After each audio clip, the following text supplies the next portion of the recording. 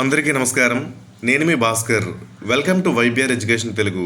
మరి Andhra Pradesh public service commission వారు December 8వ తేదీన గ్రూప్ 2 నోటిఫికేషన్ ఇవ్వడం జరిగిందండి. సో విషయం మీ అందరికీ తెలిసిందే.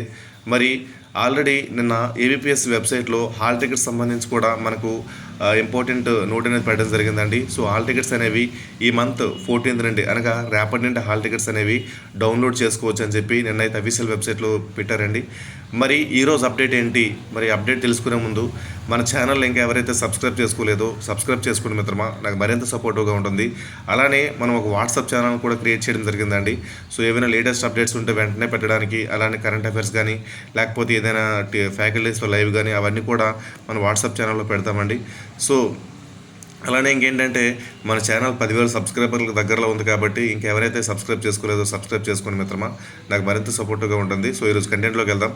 సో చాలామంది అభ్యర్థులు ఏంటంటే మరి ప్రిలిమినరీ ఎగ్జామ్ 25వ తేదీన జరుగుతుంది కదా, మరి ఏ రేషియోలో తీస్తారు, అలానే కట్ ఆఫ్ ఎన్ని మార్కులకు ఉంటుందని చెప్పి చాలామంది అభ్యర్థులు అయితే ఇప్పటికే ఒక ఆందోళనలో ఉన్నారండి. సో దీనికి సంబంధించి Andhra Pradesh public service commission board member అయినటువంటి పరిగి సుధీర్ కుమార్ గారు అయితే ఒక ట్వీట్ చేశారండి.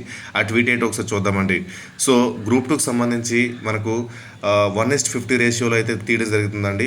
సో 1:50 రేషియో అంటే నియర్లీ ఎంతమందికి తీస్తారంటే 45,000 మెంబర్స్కి, అదే 45,000 మందికి తీయడం జరుగుతుందండి. సో మీరు అసలు టెన్షన్ పడకండి. 1:50 రేషియో అంటే మరి కట్ ఆఫ్ ఎంత ఉండొచ్చు అని మీరు ఒకసారి చూసుకున్నట్లయితే కట్ ఆఫ్ అనేది బాయ్స్కి అయితే, అబ్బాయిలకి అయితే నియర్లీ 75 to 80 మధ్యలో ఉంటుందండి. ఖచ్చితంగా 75, 78 to 82 మధ్యలో ఖచ్చితంగా ఉంటుందండి. సో బాయ్స్కి అయితే.